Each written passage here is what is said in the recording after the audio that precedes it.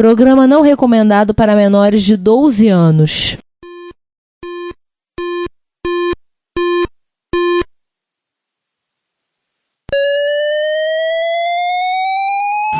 Dragon Vic and R1, Commodore 64, Amsterdam Dynamic Electron, cheaper BBC Micro.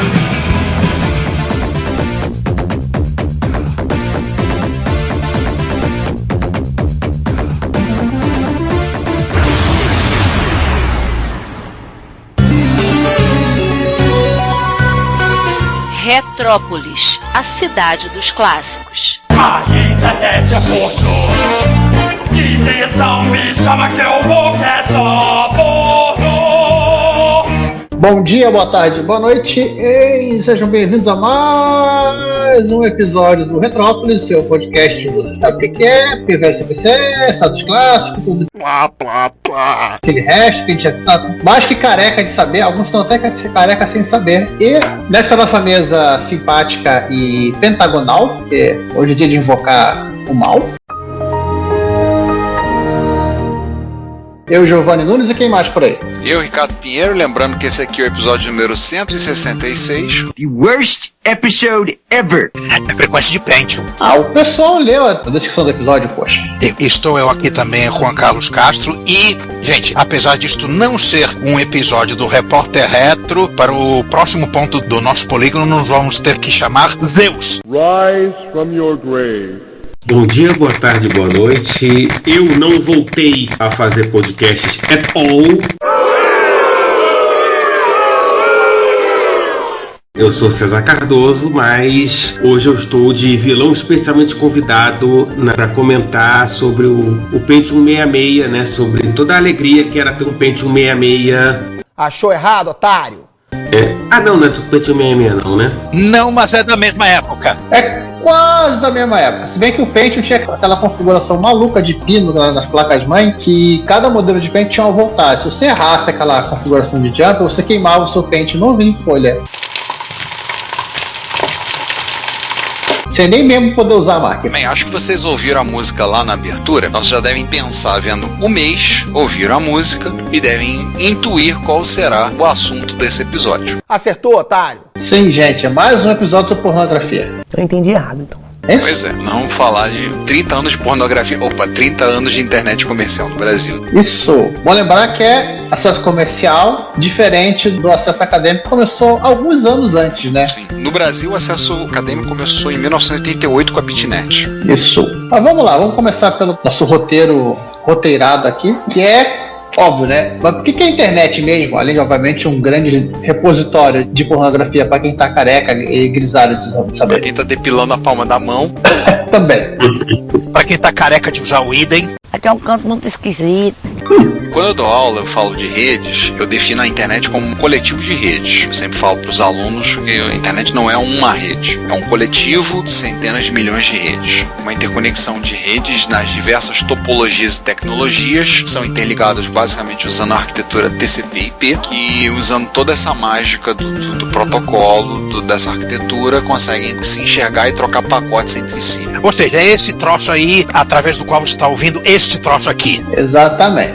E aquele negócio que tem fio de cobre, tem fibra ótica, tem feixe de micro-ondas, tem cabo submarino ligando o continente, tem laço de satélite e tem aquele fantástico protocolo DPC-DPL, famoso disquete pra cá, disquete pra lá. Que é uma atualização do FPL e FPC, né? Ah, sim. E agora foi atualizado pelo PPC-DPL, né, cara? Pendrive pra cá, pendrive pra lá.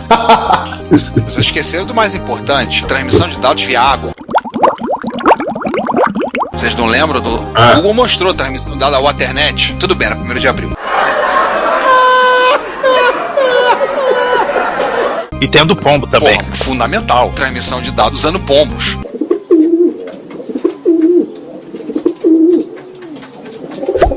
Não, a diferença é que pombo, caracol e avião de carreira funciona. Vocês lembram também do caracol, né? O cara pegou um caracol africano, fez um carrinho com 2 DVDs gravados e botou o caracol pra puxar. Transmissão de dados. Lembre-se da famosa frase de Andrew Tannenbaum: nunca duvide da largura de banda de uma caminhonete cheia de fitas de 9mm. E o principal, esse monte de protocolo aí, todo mundo orquestrado para que você receba no conforto da sua mão. Da sua mão? É, da sua mão. O meme da Renata Sorrah confusa com a matemática. Pois é. Ou então, se você estiver ouvindo a gente aí enquanto tá praticando a arte do flerte, aquele nude que você acabou de receber em mensagem de visualização única no seu mensageiro. A gente sabe, tá vendo o nude enquanto a gente tá ouvindo a gente, tá? Alguns estão vendo nude mesmo, estão ouvindo a gente abrindo o computador. Bem, lembrar que a internet começa nos anos 60, o projeto original, e aí vocês vão me dar uma licença porque eu pesquisei esse assunto pro meu livro de redes. A primeira menção do que pensa na internet é um artigo que foi escrito por um pesquisador do MIT, Joseph Carl Robert Licklider, em 1962, que ele falava sobre criar uma rede intergaláctica de computadores. Sim, o termo era esse mesmo, gente. Isso aí está citado, inclusive, na Wikipédia. Ele combinou com as outras galáxias, aliás? Provavelmente, dependendo da galáxia, algumas vão receber daqui a alguns bilhões de anos. Pois é, vai levar um tempinho pra chegar lá. Ele tinha alguma relação com o pessoal da Digital Research? Cara, não sei. Não, em 60 e pouco não, a DR é de 74. Melissa, em 62, ele era o pesquisador do MIT. Pra quem não entendeu a piada, a Digital Research, a empresa que criou o CPM, o primeiro nome corporativo dela era Intergalactic Digital Research. Que é um nome fantástico. Fascinating. Pois é, né? Através das galáxias. Vacilo deles tirarem do nome, minha opinião. Já a estrutura começa nos anos 60, e aí você começa primeiro com um trabalho da DARPA, que depois virou a ARPA, e hoje em dia voltou a ser DARPA, e não a ARPA, aquele instrumento musical. A DARPA é uma agência de pesquisa ligada ao Departamento de Defesa dos Estados Unidos. Dado hoje em dia a situação, eu chamaria mais de Departamento de Ataque. Hoje em dia não, né? Sempre. Mas isso não vem ao caso. Eles começaram uma pesquisa para fazer uma infraestrutura de redes. E aí aquela ideia, a rede tinha que ser descentralizada, sem a figura de um nó central. Tudo pensando por conta da Guerra Fria. Inicialmente instituições militares, depois juntou os centros de pesquisa que tinham relação com instituições militares, ligou todo mundo no Pentágono, ou seja, tecnicamente, naquela época, Internet for War, né? Sim. Então a ideia, por conta da estrutura, da maneira como era que a gente falou, das ligações, dos enlaces, não era preso ao enlace, então podia usar qualquer coisa. Tudo isso tinha fundo por conta do medo de uma possível terceira guerra mundial. Ainda dá pra fazer uma música com a mesma melodia e com a mesma métrica, The Internet for War. Com certeza. Acho que inclusive nessa época aí, um dos protocolos de transferência de dados era o recruta com uma mochila cheia de fita de backup, né? SPL, SPC, soldado pra cá, soldado pra lá. Eu não sei se, dependendo aí das fitas, um recruta é o suficiente. Provavelmente teria que ser, dependendo aí da fita, alguém de uma patente um pouquinho mais alta. Um cabo sargento? Ou recruta zero. Sargento, talvez um major. Tenente não, acho que não chega a ser tenente não. Então assim, essas coisas foram pensadas no período pré-guerra, acabaram impactando e permitindo que a rede fosse da maneira como ela é. Então, questão de roteamento dinâmico, tudo isso foi pensado por conta do medo do período da Guerra Fria. E daí a primeira rede vem surgir disso aí, vem surgir a ARPANET, que a DARPA deixou de ser DARPA, virou a ARPA nessa época e virou a ARPANET. Inclusive lá no Retrópolis a gente publicou uma foto, não me lembro de quando foi essa postagem, que a gente botou o mapa da internet, todo o mapa da internet, só que era um mapa de 73. Esse post aí tem que ter linkado aí, ele tem um mapinha da internet 77. Sim, o post é de 18 de outubro de 2013, postado por aquele cidadão que tá ali, um tal de Juan, né? Esse cara que tá ali do lado. Oi!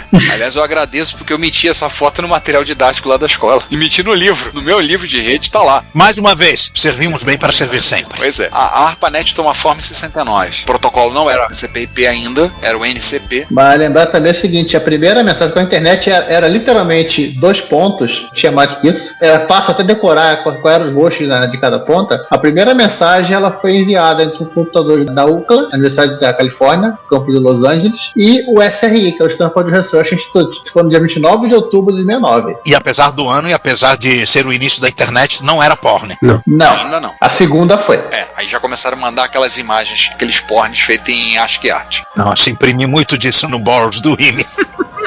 Um clássico, né? Clássico. Lembrar que aí começou anos 70, começou a progressão, começou a crescer. Em 72 já tinha 37 computadores interligados. O primeiro link, se eu não me engano, para Londres, 77, eu acho. Só observação, que falou que em 72 a ARPANET contava com 37 computadores interconectados em rede. Provavelmente tem gente que deve ter isso aí em casa. Tem 2 aqui, né? Eu não sei se eu consigo fazer 37 dos computadores que tem aqui em casa se ligarem à internet. Talvez consiga, mas... Mas você conhece gente que faz isso se pilhar. Eu conheço. Eu até consigo, né? Porque tudo é MSX, eu boto uma placa de rede e vambora. Haja placa de rede. Mas um de cada vez, né? Os 37 em rede é um pouquinho mais difícil. Bota todo mundo no Wi-Fi. Vou ter que ter 37 MSX pico, vai ficar complicado. Mas 77 já tinha um link pra Londres. A maioria das máquinas ou eram PDP da Digital, mas tinha máquina da Control Data, tinha um Nova, do Park Labs, tinha um pouco de tudo. Tinha 360. Aquela que provavelmente vocês já ouviram falar nos nossos episódios de mil computadores e deck, os Cambau 4 aí. Volta lá.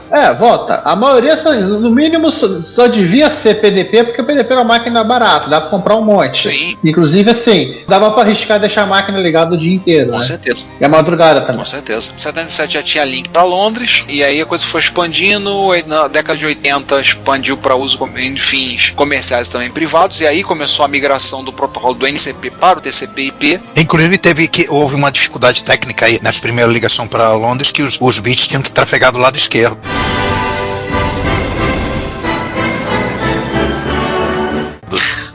Nossa, gente, o que eu tô fazendo aqui? Admita, você sentia a volta das cretinices, admita. Só para lembrar, os autores da arquitetura TCP/IP foi o Robert Kahn e Vinton Cerf. Vinton Cerf se aposentou recentemente. Bob Kahn acho que já faleceu. O Vinton Cerf trabalhou uma época no Google, mais recentemente. O Bob Kahn acho que faleceu. Confesso que eu não tenho certeza. Aí foi a migração nos anos 80 para arquitetura. No Brasil, a internet chega em 88, através de uma da rede da... Pera aí, tá esquecendo uma coisa importante. O Crenvax.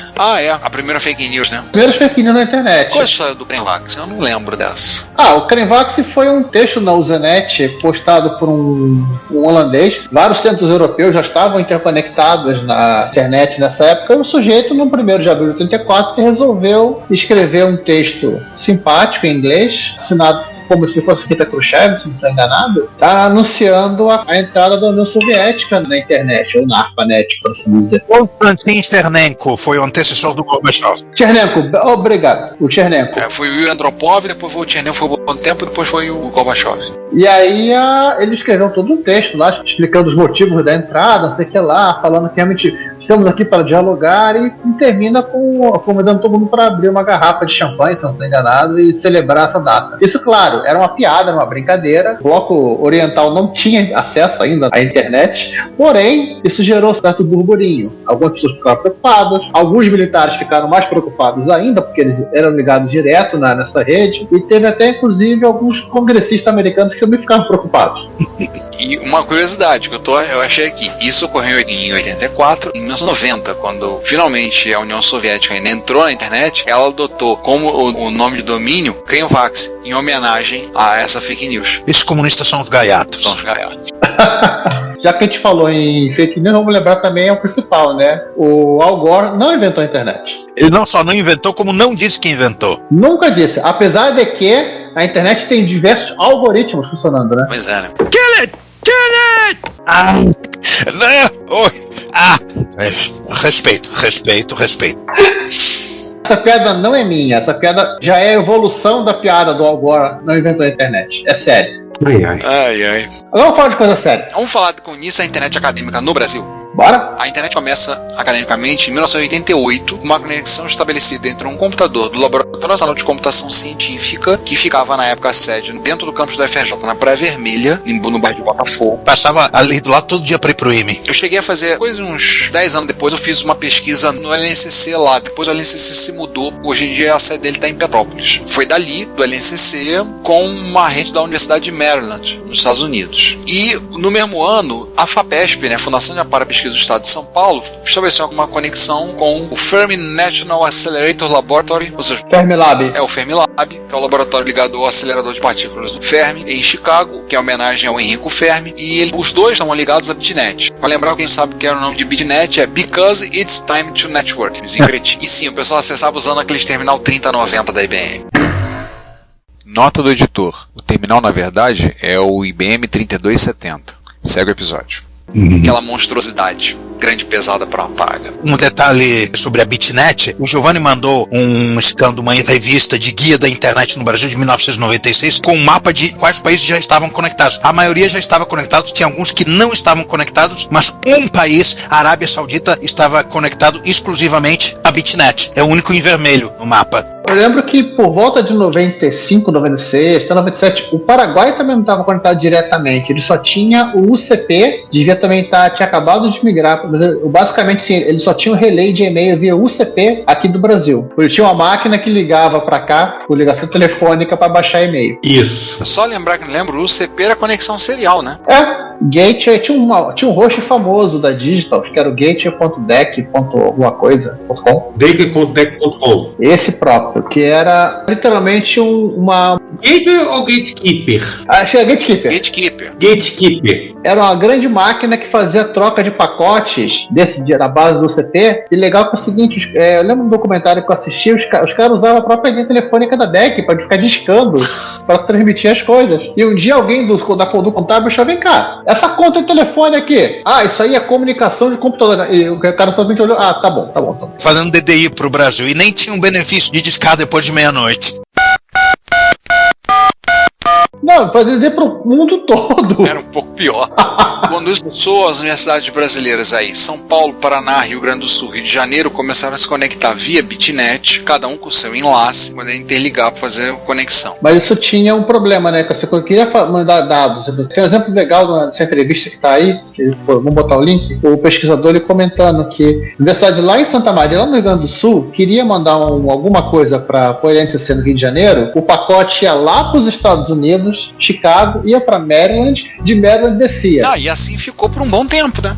Até o estabelecimento do que a gente vai falar agora e a organização da Rede Nacional de Pesquisas, na figura inclusive do seu primeiro diretor, o Tadao Takahashi, que faleceu recentemente. Recentemente eu estou dizendo que uns 3 anos. Até ter isso, muito que acontecia. Aliás, por muito tempo, se você quiser fazer tráfego com a América Latina, você tinha que passar pelos Estados Unidos. Quando eu entrei na pós, eu tinha um colega de turma, na pós que era peruano, na internet na época na UF era um horror. E ele ficava maravilhado, porque ele dizia que no Peru era muito pior. E ele dizia, o tráfego, a gente viu uma vez como é que era isso, final dos anos 90. Nossa, o tráfego ia para os Estados Unidos, fazia a conexão na época na costa leste americana e voltava para poder ir, por exemplo, Peru ou para Argentina. Hoje em dia não, já faz bem menos saltos, mas eram nesse esquema. A gente falou da Rede Nacional de Pesquisa, RNP, aliás o site é rnp.br, quiser lá dar uma olhadinha. Ela foi uma instituição criada pelo Ministério da Ciência e Tecnologia no ano de 1989. O objetivo era montar essa infraestrutura de internet dentro do país, interligando instituições de pesquisa, instituições acadêmicas. No Rio de Janeiro tem a Rede Rio, que era um nó da RNP, né? Isso. Sim. Aliás, até hoje, se você entrar no site da Rede Rio, rederio.br, tem um mapa sensitivo da rede, mas eles não atualizam porque a última vez que eu olhei, tinha um nó lá ligado para a escola onde eu trabalhei. Eu falei, gente, o link tinha lá, saiu da Rede Rio uns 20 anos, sei lá, mas ainda tava lá no mapa. Eu quase entrando em contato, tira, caramba, perda de tempo. Tá lá em nossos corações. Sabe uma coisa que eu ainda uso na RNP e não devo ser o único que usa? Servidor na NTP. ntp.poppr.rnp.br. Tem servidor de NTP no Paraná e no Distrito Federal. PopBR e PopDF. Servidores NTP eu uso muito os da própria NTP. O a.ntp.br, o b.ntp.br e o c.ntp.br. Aliás, eu uso para acertar a hora dos MSX. Eu boto eles na rede. É bem possível que um desses sejam alias uns dos outros. Sim. Bem capaz. O NTP principal é o que fica no Observatório Nacional ligado a um relógio atômico. Mas esse a gente não consegue acertar ele. A gente acessa nos outros. Nem mexer a hora do relógio atômico. É aquele que dava a hora da rádio relógio nos anos 70. Você sabia? Sim. Você sabia que o testículo do elefante pesa 40 quilos? Você sabia? Quem não morou no Rio de Janeiro nos anos 70 e 80 não conheceu a rádio relógio, não sabe o que está perdendo. Mas voltando à história da RNP, a função principal da RNP, ela cumpriu uma função do qual ela foi criada, né, que foi garantir a ligação direta entre as redes de dados, principalmente a rede de dados do NCC e a rede de dados da FAPESP, que já estava integrando várias outras redezinhas no meio do processo. Sim. 89. Caiu na mão da FAPESP meio que formalmente o direito de explorar os domínios .br. Então, o registro.br, que vocês vão lá fazer registrar os seus domínios, tipo a internet é pornô.com.br, tá na mão da FAPESP. Então, aí com isso passamos a ter nome e sobrenome para os computadores. É lá que a gente faz o registro. Na verdade estava, né? Que agora tá com o pessoal do registro.br. Agora saiu da FAPESP, agora virou uma entidade separada, né? Tá junto com o pessoal do... Caramba, esqueci o nome deles. Do NIC? NIC, obrigado. NIC BR. Eles passaram a administrar também os domínios. Mas durante muito tempo, esse bobeira, você deve encontrar uma galera que ainda vai falar, você tem que registrar o domínio, tem que pagar lá pra FAPESP. Ah, sim. Em 1990, o Fermilab virou pra FAPESP, olha só, estamos saindo da BitNet, a gente vai entrar direto pra internet, tá? Vamos usar TCP/IP, estamos indo pra esse lado. FAPESP virou, oba, estamos dentro. Dezembro de 1991. Como todo brasileiro que tava na carona... O FAPESP pegou o cara na mudança, dezembro de 91, já estamos entrando com TCP/IP, entrando e saindo do Brasil. Já não estávamos usando BitNet necessariamente. Se bem que ainda tinha muito lugar que tinha conexão pela BitNet. Se não me engano, a UERJ usava BitNet. Usou BitNet até o meados dos anos 90. Não tenho certeza. Falando de cabeça. 92, a conferência da ONU sobre meio ambiente e desenvolvimento. A famosa Eco 92, que aconteceu aqui no Rio de Janeiro. Foi o primeiro evento brasileiro com acesso à internet. Teve acesso, mas não era aquela coisa de hoje, né? Não tava a galera com telefone celular, sem internet, não tinha navegador web, não é nada disso. Era o basicão do basicão. Mal tinha Gopher nessa época. Então, e-mail e internet, literalmente. Na verdade, a Eco 92 trouxe duas coisas para o Brasil. O primeiro evento com acesso à internet e o primeiro uso do telefone celular. O primeiro uso do telefone celular no Brasil foi justamente, a gente foi ligada pela Telerge para funcionar na Eco 92. A Eco foi lá no Rio Centro, né? Isso. Foi tudo no Rio Centro. Teve a construção da linha vermelha, né?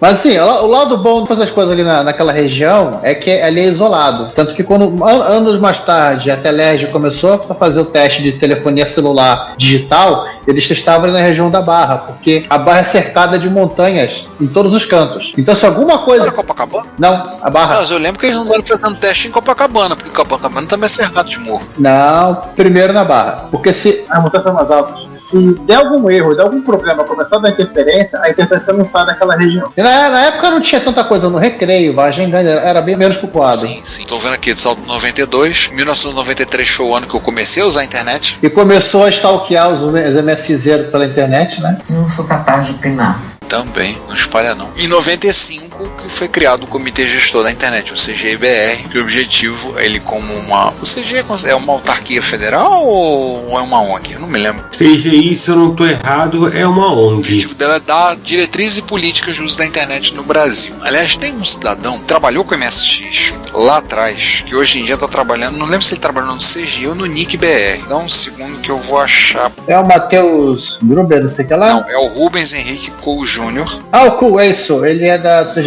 Ele tá no CGI. Eu vi recentemente, eu recebi uma postagem, um comentário no LinkedIn. Eu, como sempre, faço o possível para não olhar o LinkedIn. Fez certo, Renan. Mas tá no CGI. E pra quem não lembra, o Rubens Henrique Cole Jr. foi o cara que fez o Fast Copy, aquele famoso copiador da Polysoft para copiar disquete rápido, que virou febre na época entre os MSXeros. Agora eu queria só dizer um negócio pra você. Se, a respeito deste episódio, você quiser enviar um comentário, um elogio, uma crítica construtiva ou uma correção, porque afinal a gente erra também, seja ela no nosso site ou no canal do YouTube, ou ainda você quiser nos enviar um e-mail, não hesite, faça. Você pode falar conosco através do Twitter, nosso perfil é o @Retrópolis, nos comentários desse episódio, desse post, vocês estão vendo agora, do retropolis.net.br ou no Retrópolis com acento no o.com, nos comentários do nosso canal do YouTube no Retrópolis, no nosso e-mail, o contato @retropolis.net.br e vários outros locais. Nunca se esqueça do que nós sempre dizemos: o seu comentário é o nosso salário.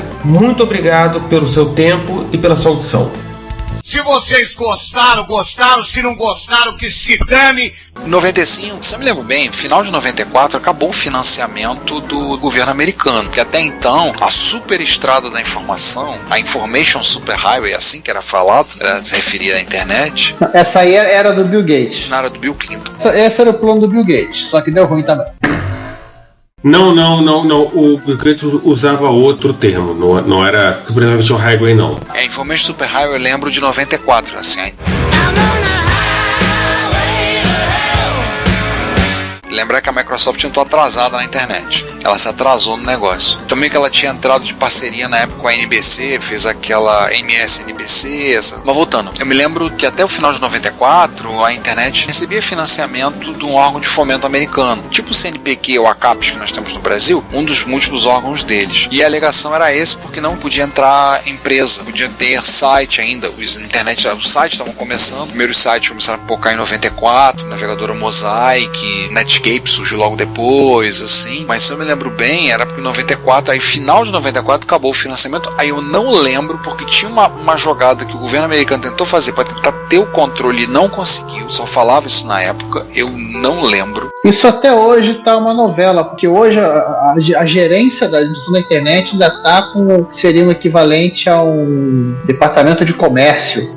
Tem uma confusão envolvendo o nome de é uma confusão completamente que, sei lá, só vez que eu tentei entender, desistir com 10 minutos. Por quê? Porque envolve um monte de coisas. Quem tem controle da alocação de IP, quem tem controle do nome de domínios.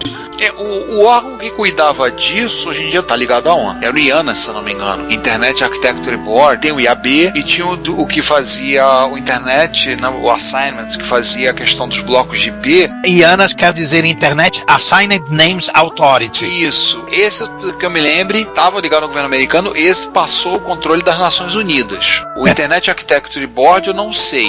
E aí tem aquelas outras, a IETF, a RTF, que é a Internet Engineering Task Force, a Internet Research Task Force, e que aí eu não sei como é que tá. Essa bagunça toda porque eles não fizeram CGI lá. Nos Estados Unidos, né? Fazer o quê? Então, nesse mesmo ano, 95, começaram a pipocar provedor de acesso com conexão de escada. Começaram a aparecer as conexões de escada. E a primeira conexão de escada que aparece, que vem, era pela Embratel, que começou em agosto de 95. Por isso esse episódio está saindo no mês de agosto de 2025. Isso foi um projeto piloto da Embratel. Eu lembro, na época das BBS, o pessoal discutindo, tinha gente que tinha conseguido acesso, tinha usado, tinha gente que não conseguiu, ficou na fila, que queria ter acesso, gente explicando. Eu consegui acesso. Olha, conseguimos, achamos uma pessoa. Eu consegui acesso e foram assim meses de muita alegria, porque na época eu pagava o IBASE, que era a única instituição que permitia que gente de fora do mundo acadêmico pudesse acessar a internet, quer dizer, de fora pudesse ter acesso à internet. Eu me inscrevi, fui sorteado lá no projeto piloto da Embratel e, nossa, foi uma alegria, porque além, obviamente, da economia, né, que é uma coisa na época, tipo, não tinha limite, então era farra, pingue e foguete.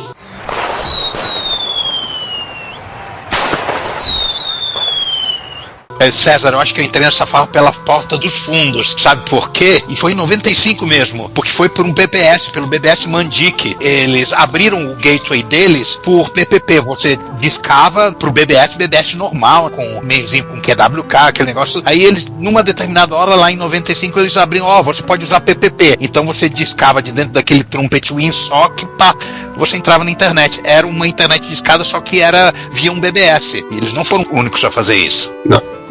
Eu lembro que o IBASE era ibase.org.br ou só ibase.br? Acho que o IBASE era uma ONG, né? Era ONG, era IBASE BR. O IBASE era uma ONG e ele era, aliás, ela não existe. Instituto Brasileiro de Análises Sociais e Econômicas, foi fundada na época pelo Herbert de Souza, o Betinho. Até hoje ibase.br. Tá lá. Foi através deles que tinha o acesso. Eu tinha na época acesso na faculdade, só na faculdade. E o principal, né? Eles tinham uma estrutura limitada e eu lembro que eles não estavam nem aceitando mais. O nome do provedor era Alternex. Oh, yeah. Sim.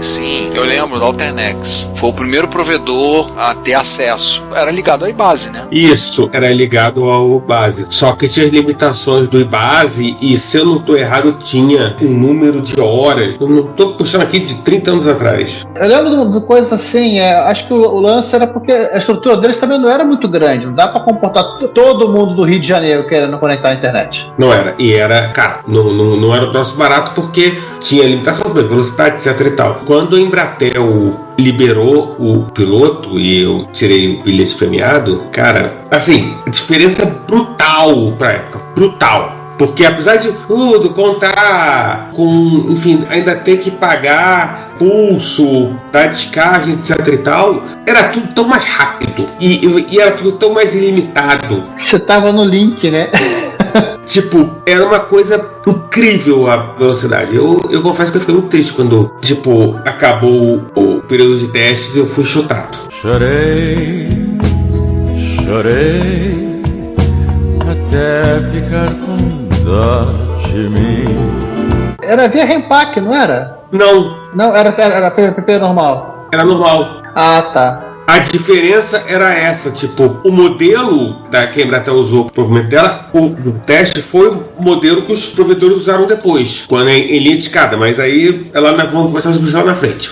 Aham. A Embratel fez o plano piloto, né? Foram 5 mil premiados nessa brincadeira, mas era um modelo que não ia escalar muito bem, que se só a Embratel fazendo isso, então uma portaria do Ministério das Comunicações determinou que a Embratel não iria vender acesso para a pessoa física, para o usuário final. Ela ia vender link para as teles iam vender para os provedores, e o provedor desse o seu jeito de vender para o usuário final, que foi um modelo que funcionou durante muito tempo. Sim, foi a maneira que a gente foi aqui, inclusive como nós tínhamos acesso à internet de casa.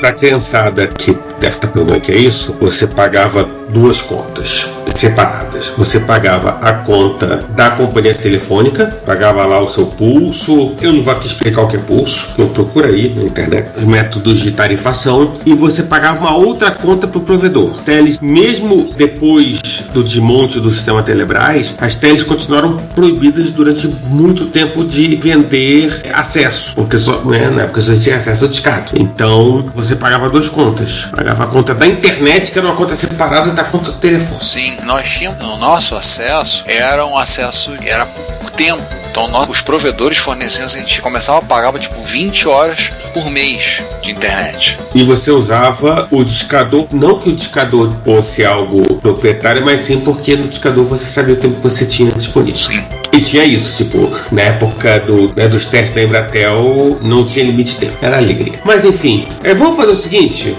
já que a gente está falando internet, vamos deixar aqui no link a tese do mestrado do Marcelo Sávio, que conta muito melhor do que a gente já falou sobre tudo isso. Sim, o Marcelo Sávio ele pesquisou, nessa tese ele comprova que o Al Gore não inventou a internet. Eu já baixei o PDF para ler, vamos ver quando eu vou conseguir ler, porque ficou grande. Pô, a tese de mestrado, cara, você queria o quê? Pô, a minha tese não ficou tão grande. A minha tinha 85 páginas, a dele tem 261. A minha não chegou a 100. Beleza, mas é problema seu. Aí eu discuto com o meu desorientador. Exatamente. Agora vamos falar do que interessa. Isso. Acho que ele estava mais determinado a garantir o diploma dele. Pois é. A gente já fez um pouco dos nossos relatos pessoais. Não, agora vai começar o relato pessoal. Agora é relato pessoal de verdade. Eu acessava na faculdade, em 93, 94 já tava usando Telnet, já tava jogando MUD. Aliás, um dia a gente precisa fazer um episódio sobre MUD. Esse episódio eu vou fazer uma questão de ouvir, inclusive. Podcast na lama. Podcast na lama. Multi-User Dungeon, eu já jogava, já era um vício desgraçado no laboratório, que eu era bolsista. Tipo assim, chegava, tinha 12 computadores, tinham 7 jogando MUD à tarde. Eu lembro do chefe do laboratório entrar, parar, fechar a porta, xingar 3 palavrões. Para de jogar, caralho! Todo mundo jogando, foi um tempo. Eu lembro do tempo que eu joguei também o MUD, aí vou lembrar passado, um outro MUD que ficava na Unicamp, o nome do MUD era Arrastão na Baixada Fluminense. Tá meio longe. Eu virei pro cara e falei assim, não tem arrastão na Baixada Fluminense. Aí ele, não, pô, mas achei legal, botou lá e ficou. E o sujeito que fez era o login dele, do implementador, era o Widowmaker, e depois eu vim descobrir que o Alfredo Kojima, que fez o gerenciador de janelas, o Windowmaker, também jogava esse MUD, e por causa disso que o nome do gerenciador de janelas que ele fez para Linux, muito usado, Windowmaker, tinha o nome. Era por causa do Widowmaker, mas ele falou isso, eu falei, não acredito, você jogava esse MUD também? Ele, pô, você jogava? Eu falei, pô, o cara me botou, sei lá, eu era God MUD, sei lá, divindade no MUD, joguei muito. Isso falando de 94. 95 eu comecei, aí foi começar pra ver, pra botar em casa, e a dificuldade, convencer família, convencer pai, puxar uma extensão, botar um link, porque a casa tinha 2 andares, botar o telefone em cima, como é que levar? Foi uma guerra pra conseguir botar. Comecei a usar a internet em casa em 96, com o modem, usando o provedor do Banco Rural, BR Home Shop. Começou com o Banco Rural? Sim, eu comecei no Banco Rural. Foi o primeiro. Pagava R$35 por 20 horas de internet mensais. Baixava bem no Eudora. Deixa eu retroceder então um pouco a história. Acontece, a minha foi por volta de talvez setembro, outubro de 95, logo assim que a Embratel saiu do mercado, né? Várias empresas começaram a entrar, e acho que várias empresas que não tinham a menor ideia do que estavam fazendo na vida, começaram a achar que a internet era o futuro e que iam ganhar dinheiro nisso. Uma delas foi o Banco Rural. Não sei se o Banco Rural ainda existe. Não, fechou. Já fechou as portas já tem um tempo e foi um negócio meio rumoroso. Ele não fechou simplesmente, encerrou não. Foi com um processo CPI e o caramba. Ai, caramba!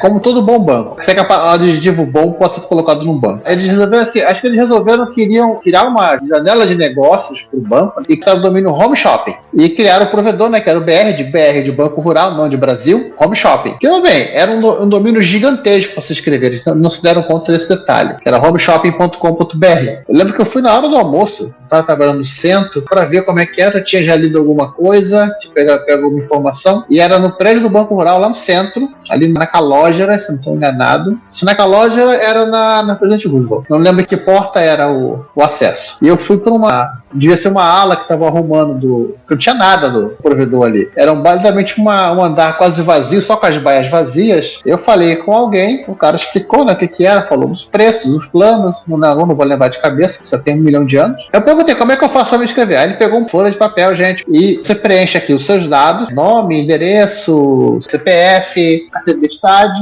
Aqui você coloca 3 opções de login e também vão ser as opções do seu e-mail. A gente vai mandar lá para a matriz, que ficava em Belo Horizonte, não ficava no Rio. E assim que eles processarem, a gente te avisa. E a senha também ficava. A gente te passa a informação avisando que tá legal, você pode usar. Tá bom. Fiz tudo lá, acho que na época eu já paguei a primeira parcela. E os programas, então, os programas, a gente não tem nada aqui. Mas se você for lá na Ciência Moderna, tem um livro, aí ele falou qual é o nome do livro, que ele veio com um disquete.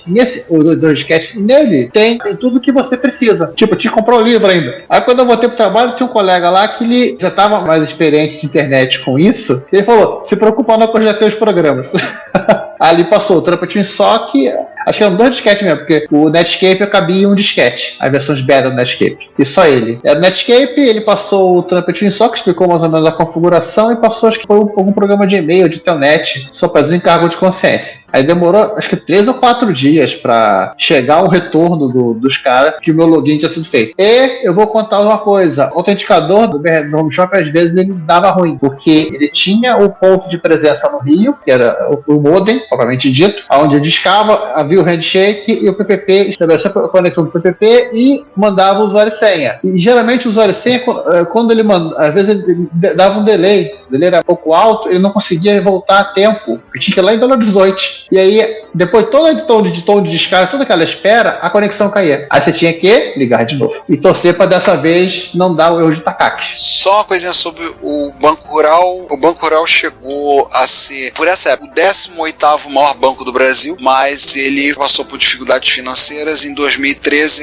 a liquidação extrajudicial dele foi decretada pelo Banco Central. O site não existe, tá? Olha! Rural.com.br, vão encontrar uma página somente com isso e lembrar que uma das filhas do fundador do banco, Cátia Rabelo, ela é filha do empresário banqueiro Sabino Rabelo, que comprou o Banco Rural na década de 60. Ela foi condenada no escândalo do Mensalão, foi presa e ela está em liberdade condicional desde o ano de 2017. Essas informações vocês podem obter tudo na Wikipédia. Tá, mas o banco não existe como banco há 12 anos, pro momento que gravamos esse episódio. Inclusive esse negócio que eu falei de Home Shop, quando acho que nós dois fizemos a mesma inscrição no Banco Rural, eu acho que eles já estavam com um domínio mais curto. Não, mas era quando eu entrei, era BR Home Shop. Meu primeiro e-mail era jursic@br.homeshop.com.br. Meu primeiro e-mail lá, porque o meu primeiro e-mail mesmo foi pinheiro@lyric.labman.frj.br. E tem uma outra coisa, né? O Home Shopping também eles ofereciam para os seus usuários a incrível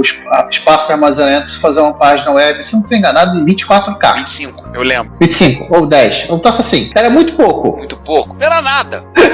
Você não bota uma GIF nisso aí. Mas, bom, HTML puro era o suficiente. Basicamente você botar um HTML com lista de links para outras coisas, né? Mais do que isso, começava a complicar. Que era basicamente a estética, página pessoal da virada do milênio. Mas acredite, o Giovanni fez um site. Consegui encaixar um site nesse espaço. What? Eu vou procurar esse site, eu esbarrei com ele várias vezes, em algum HD aqui. Espero que ele esteja disponível para publicar em algum canto, aí eu aviso para vocês. Acabou que eu contei um pedaço da minha história meio adiantado, mas na verdade a minha história começa antes. Ela começa de maneira paralela. Assim como o meu primeiro computador, minha primeira internet foi acontecendo em 2 lugares ao mesmo tempo. Um foi a PUC, que eu fiz um semestre e meio de mestrado na PUC, não completei, e lá nas cadeiras os professores começaram a dar, olha, você pega o material, esta biblioteca aqui, nesse endereço tal, pá, o endereço de FTP, caramba, internet, eu vou pegar coisas do estrangeiro assim, direto, e sentei nas estações SANS lá para fazer os trabalhos, né, de programação das cadeiras. Cheguei a mexer com WX Windows, uma das cadeiras tinha que fazer um programinha gráfico com um WX Windows, e tinha eu nem me lembro, acho que era tudo em C, mas eu fiquei maravilhado pelo fato de eu estar mexendo numa workstation Sun e estar ligado à internet, pegando coisas com maior naturalidade. Vou pegar este documento aqui que está na biblioteca do MIT e tal. Eu fui aqui, eu era o Jeca Mineiro vendo o mar pela primeira vez.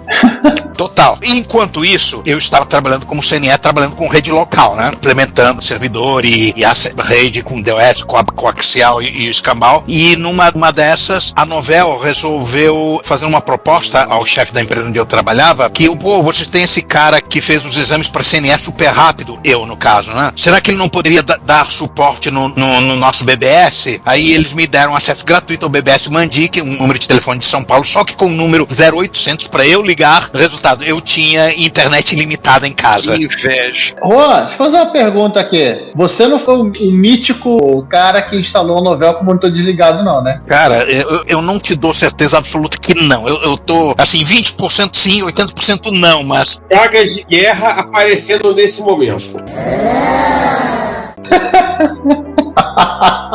Caramba, que mito é esse? Caramba! É a história do cara que era CNE. Uma das coisas que ele fez pra provar assim, que ele sabia instalar no Netcher é que ele pegou o disquete, ligou a máquina, desligou o monitor e fez a instalação com o motor desligado. Ele sabia o que fazer em cada etapa. Nossa! Há uma chance de ser eu, mas eu não te dou certeza, eu não vou tomar esse mérito porque eu não tenho certeza se... É o tipo da coisa que eu poderia ter feito, mas que dados existem nessa história? Só essa informação? Aconteceu no Rio de Janeiro? Só essa informação, aconteceu no Rio de Janeiro.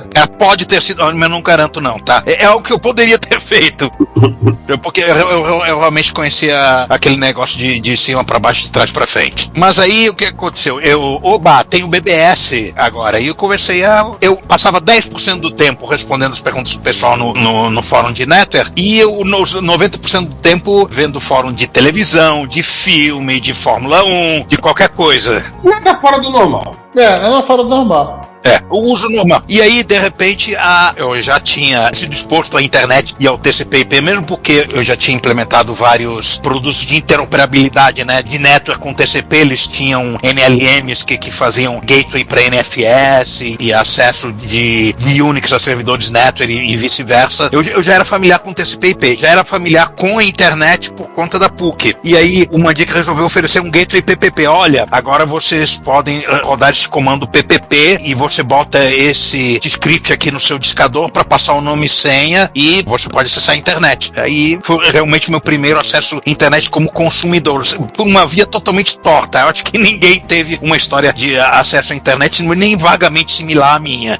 Realmente acho difícil. Simone, pontos fortes, pontos fracos do... Nosso site e podcast são gratuitos, o que significa que você gastar nada para visitar o nosso site, assistir o que temos no nosso canal do YouTube, ouvir nossos episódios, nada. Mas isso não significa que não tenha custos, pelo contrário. Nós da equipe investimos tempo, conhecimento e dinheiro nossos para entregar a vocês o melhor conteúdo que pudermos proporcionar. E nós não pretendemos poluir nosso site com anúncios, ainda mais em tempos onde bloqueadores de anúncios são fatos da vida da internet hoje em dia. Então pedimos a vocês que colaborem conosco para o sustento dessa nossa iniciativa cosmopolita. Você pode pagar o IPTU, sim, o Imposto Predial e Territorial Urbano da cidade de São Tramiel de Retrópolis. Mas aqui o tributo é facultativo e o valor é baixo. Logo, pedimos uma contribuição no valor de um cafezinho ou de uma garrafa térmica cheia de café. Na página relacionada no nosso site, você pode encontrar maneiras de você contribuir. Agora, se você doar o valor de alguns cafezinhos, você poderá receber um brinde nosso, um cordão de crachá ou de pendrive, a sua escolha. Se o valor for ainda maior, você ganhará, além da nossa gratidão, uma camiseta. O frete é por nossa conta. Nós temos também QR Code para depósitos via Pix, temos a nossa chave Pix, além de botões para doação, pelo PagBank, pelo PayPal, pelo Mercado Pago. Então, contribua pagando o IPTU como um legítimo residente de Retrópolis. Você também pode ir para o link de loja, no menu superior do nosso site, e adquirir no Mercado Livre ou no Shopee algum dos itens que vendemos: camisas, cordões, adesivos,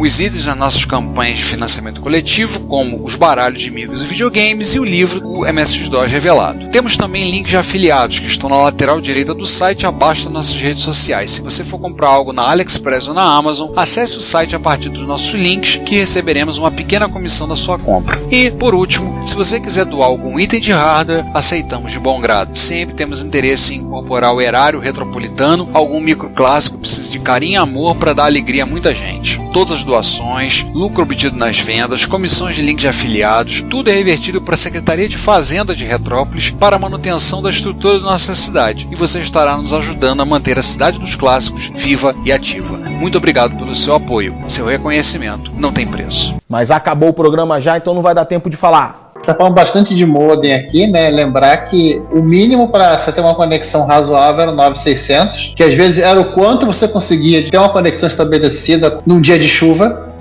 O modem mínimo que você comprava para ter um acesso minimamente razoável à internet era o 14400. Depois passou a ser 28800, depois o 33600, se não me falha a memória. 33600. 33600? Na verdade, se você fosse maluco o suficiente, você podia até fazer com 9600 ou 4800, 2400, mas normalmente quem usava para ir para baixo era serviço específico, tipo vídeo texto, então serviço, o CP, alguma coisa que precisasse de menos banda. 14.400 era tecnicamente o mínimo, mas assim, 9.600 era às vezes o que você conseguia obter numa linha ruim. Quando você via no discador, normalmente você, e também na época do BBS, que você usava um terminal, você obrigatoriamente via isso, via a resposta do comando Reis, Connect 9600, Connect 14400. Aí você via, tinha um feedback imediato de quanto estava a qualidade da sua conexão naquele dia. Exatamente. Tinha uma BBS, ela ficava em Ipanema, no prefixo, acho que era do 247. Era um prefixo, não devia ser analógico, ser uma central telefônica tão antiga que era usada pelos índios, antes dos portugueses. Cara, as centrais telefônicas de Copacabana e Ipanema provavelmente foram instaladas pelo próprio Alexander Graham Bell. Com certeza. A pedido do Estácio do Sá. Exatamente. A central da minha avó, eu lembro até os números, 2201-5270. Esse número não existe há muitos anos, minha avó já faleceu tem 10 anos. A central telefônica dela era dessa, mecânica. A gente precisa explicar isso para os jovens que estão assistindo que não estão entendendo porra nenhuma, que é o seguinte... Tá errado, tem um detalhe. Essa linha aí, como tinha uma BBS lá, eu nunca consegui conectar na BBS a 14400. Apesar de que o modem do pessoal lá era de 14400, era sempre 9600. Isso quando eu conseguia conectar. Às vezes, eu ligava pra lá e caía na delegacia de Ipanema. Polícia para quem precisa! Polícia para quem precisa de polícia! É outra coisa que os jovens não entendem, ligação errada. Você discava honestamente o número certinho, sem errar, e a central telefônica simplesmente resolvia fazer a ligação cair em outro telefone que não tinha nada a ver. Isso acontecia. E a linha cruzada? Isso! Nossa. Todo mundo tem uma história engraçada de linha cruzada pra contar. Gente, teleconferência acidental. Caramba, nossa, a telefonia do século XX era uma coisa que, caramba, né? A telefonia do século XX merece um livro. Eu sobrevivi à telefonia do século XX. Nós todos sobrevivemos. Eu tenho uma historinha de linha cruzada muito curiosa, assim. Eu tenho uma amiga, eu reencontrei ela agora, recentemente, depois de mais de 20 anos que eu não encontrava. E ela tinha uma amiga dela que ficou interessada, tava encantada pelo meu irmão. E aí elas ligaram, a amiga dela queria falar com meu irmão, só que meu irmão tava de castigo. Minha mãe botou de castigo, eu não podia. Aí elas ligaram, falaram, queriam falar com ele. Tá bom. Aí não dá. Ah, tá bom, então nós vamos fazer. Aí elas cantaram parabéns pra você, pro meu irmão. Só que não era aniversário dele e tinha uma linha cruzada. Então tinha um sujeito ouvindo. E o sujeito ouviu, começou a fazer galanteios pra elas. Que beleza! Eu só virei pra ela assim, fulana, desliga agora, depois a gente conversa. E a gente desligou o telefone. Eu vou perguntar a ela, devo estar com ela em breve, é um grupo de amigos da época que se encontram, eu vou perguntar se ela lembra dessa história. Queremos feedback. Eu vou perguntar a ela, você lembra disso? Vocês lembram desse mico? Lembra desse macaco? Nossa. Não foi um mico, foi um macaco que eles pagaram. Lembram dessa história? Eu lembro. Cabeça é grande, cabe muita besteira junto. Muita memória é boa. Lembro de muita besteira. Gente, eu quero explicar o negócio dos bairros. Se você tinha o seu número de telefone, um telefone de 7 dígitos, por exemplo, onde eu morava era 258-6370. Por fato de começar por 258, já indicava que eu morava na região do Grajaú / Engenho Novo / Andaraí. E era assim, as centrais telefônicas da cidade eram distribuídas pelos prefixos. Os prefixos eram distribuídos geograficamente por qual central telefônica em cada parte da cidade. Então, só de escutar o número da pessoa, você já sabia em que bairro ela morava. E isso absolutamente não existe. Então, os números são dados à Lavonté. A única coisa que tem alguma relação com a geografia é o DDD, às vezes. Na telefonia fixa também? Não mantiver essa estrutura de central, não? Eu não consigo detectar mais nenhum padrão nos números fixos das... O que acontece? Tinha esse padrão, e eu lembro que no jornal Balcão vinha trecho que você cortava, você tinha os bairros pelos prefixos. Eu lembro que eu cortei e colei na minha mesa, eu tinha guardado. Então, pelo prefixo, eu sabia de onde é que era. Por exemplo, minha avó era 201, ali no Engenho Novo / Grajaú. O nosso telefone, na época, era 323, já era o 392, que era aqui da região. Tudo começa com 3, era a antiga Cetel. Era a antiga Cetel. Nós éramos Cetel, que depois virou Telerge. Virou não, foi englobada pela que já existia. Sim, aí era o 392. Cara, eu lembro até hoje, 392-6546. Só para avisar para a juventude, o Rio de Janeiro era uma cidade que, dependendo do seu bairro, nos anos 70... 80 ainda? 80, você tinha duas operadoras diferentes. Ou você era da Telerge, que era operadora federal, era a Telebrás. Sistema Bratel. Ou era da Cetel, você era da Cetel, que era do governo do estado do Rio de Janeiro. Sim. Não, sou Zona Oeste, Irajá era Cetel. A fronteira era a Vila da Penha. A Cetel operava Zona Norte e Zona Oeste. Quer dizer... Norte ou Zona Norte? Zona Oeste e subúrbio da Vila da Penha pro oeste. Da Penha pra baixo era Telerge. Porque o que o Caraca chama de Zona Norte era Telerge, que é Tijuca, Meyer. O inconveniente desse sistema é que você não podia esconder que era pobre.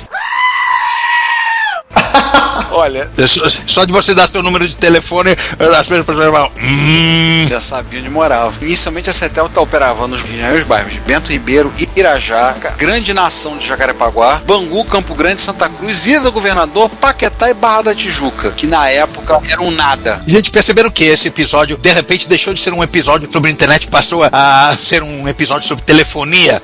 Vamos nos focar. Vamos tentar voltar, senão a gente não acaba nunca esse episódio. César, faça a sua coisa. Então, é um episódio do Peter Pan que vai durar 3 meses, e esse não é um episódio sobre Telerge e Cetel, embora a gente tenha que falar sobre Telerge e Cetel. Sim, mais um pouquinho. Mas César, só um comentário final sobre isso. A gente falou assim, a cidade tinha 2 operadoras de telefonia fixa, e o principal, cada uma tinha a sua lista telefônica. Sim, eu lembro. Se você não conseguisse arrumar uma lista telefônica da outra operadora, você não conseguiria ter acesso aos telefones dos amigos do outro lado da cidade. Sobre a questão dos modems, vocês falavam, eu lembro que eu tive um modem interno da US Robotics que a gente ia conseguir, o firmware dele já era gravado numa memória flash e você conseguia atualizar. Que eu lembro que eu comprei ele com 14.400 e eu consegui atualizar ele acho que até 33.600. Um modem que, vou dizer pra vocês, que um bravo guerreiro, porque ele sobreviveu a 2 quedas de raio. Caiu o raio que entrou, pegou pela linha, queimou o relé de descagem, mas o modem não queimou. E eu consegui levar uma empresa que fazia manutenção, consertou. Lembrando que nos anos 80 e 90 a proteção brasileira contra o raio era rezar pra Deus. Verdade, era essa. Aterramento? Aterramento é o que isso? É de comer ou de passar na cara? Aterramento é que você ganha e depois você morre. Então, assim, eu lembro do cara que tinha uma loja de informática no shopping de Campinas, dele ter se comentado uma vez que sempre que havia um temporal na cidade, ele acabava com o estoque de modem dele. As tomadas das casas não tinham pino do meio. Não tinha aterramento. O pessoal fazia aterramento no chuveiro. Eu vi gente história pessoal para ligar o computador fazendo aterramento no chuveiro. E você era terra do chuveiro, isso que é o pior. No chuveiro elétrico. O Kevin Sabat, ele conta isso no livro dele, lá na Califórnia, quando a casa que ele comprou, que era da avó de um amigo de faculdade dele, a casa era bem legal, que ele morou tempo lá, e acabou comprando, né? E ele conta que assim, a casa era ali quase dos anos 40, não tinha aterramento também. Ele teve que trocar toda a parte elétrica da casa. Pois é, mas assim, você falou dos modems, lembrou dos modems, dos hard modems, depois eu tive um modem modem externo ligando pela serial que eu comprei na loja da Vitoru. Era o gerente da Vitoru que estava vendendo. Na verdade, os primeiros modems eram externos. Todo padrão de informática, né? Primeiro é externo, ligado por uma porta, depois interno e depois vira por software. E aí, assim, isso faz lembrar, como colocou o Giovanni na pauta, lembrou uma coisa que eu tenho vontade de bater na madeira 3 vezes. Morram no inferno todos os Winmodems. Perdão no meu francês, aquela merda daqueles Winmodems. Meu Deus do céu, aquela coisa roendo. Você tem CPU sobrando, você pode fazer o trabalho do modem também. Ah, cara, aquilo lá, Jesus. Não, o problema é que você não tinha CPU sobrando. Esse era o problema. O problema do Winmodem é que você não tinha CPU sobrando. Você tá falando aí de Pentium 66. Então, por mais que seja barato, e no final de contas realmente fazia muito sentido você passar muitas coisas pro software, até porque você resolvia um monte de problema do fabricante, porque ele podia inclusive aproveitar o próprio drive do sistema operacional, etc e tal, mas não tinha hardware para sustentar o Winmodem. Eu até depois que eu passei a ver coisas mais chatas que isso, eu passei a ter um pouquinho mais de compaixão com os Winmodems, porque é um pouco isso, tipo, era uma ideia que fazia sentido, mas que no final de contas batia, especialmente no Bascom Brasil, que a gente não tinha dinheiro para comprar computadores com mais potência. E ainda por cima usava aqueles computadores, a placa de vídeo integrada na placa-mãe, né? Que já comia um pouco de processamento. Um pouco. Só um pouquinho. Olha isso que eu mandei no Discord. Pra quem não sabe, é um projeto feito por um brasileiro, pelo Caio César, que ele colocou um Raspberry Pi dentro de uma carcaça de um modem externo. Sim, gente, aquele modem da US Robotics, eu tive um igualzinho a esse, dá nostalgia lembrar um desse. US Robotics Sportster. Isso mesmo, conectado ao Wi-Fi, emulando conexões dial-up e para BBS também. Você liga o seu microclássico pela serial mesmo. Você liga lindo de se ver. Como se fosse um modem pro seu microclássico, pro seu PC dos anos 80 e 90, ele realmente está ligado pela serial e fazendo aqueles comandos RIs normais e se conectando, com direito a barulhinho. Cara, me deu vontade. Ou até qualquer coisa. Isso. Deu vontade de caçar um modem desse só pra montar um negócio desse. Socorro, pô. Faz isso comigo não. Faz isso comigo não. Isso é maldade. Ele está vendendo cases réplica. Brace yourself, momento banana is coming. Pois é. Só de olhar isso aqui, assim, meu Deus, que saudade, coisa linda. Total. E que coisa, a gente odiava a internet de escada, a gente deu graças a Deus quando se livrou dela e passou a haver banda larga disponível. Agora a gente tem saudade desse troço, a gente odiava isso. Cara, eu continuo sem muita saudade de linha de escada, porque, né? Às vezes a nostalgia é nostalgia de Estocolmo, né? É verdade. Definitivamente nostalgia de Estocolmo. Hello, this is Coconut Bob, and you're listening to Retropolis. Check out my channel, La Coco Strangiato, on YouTube.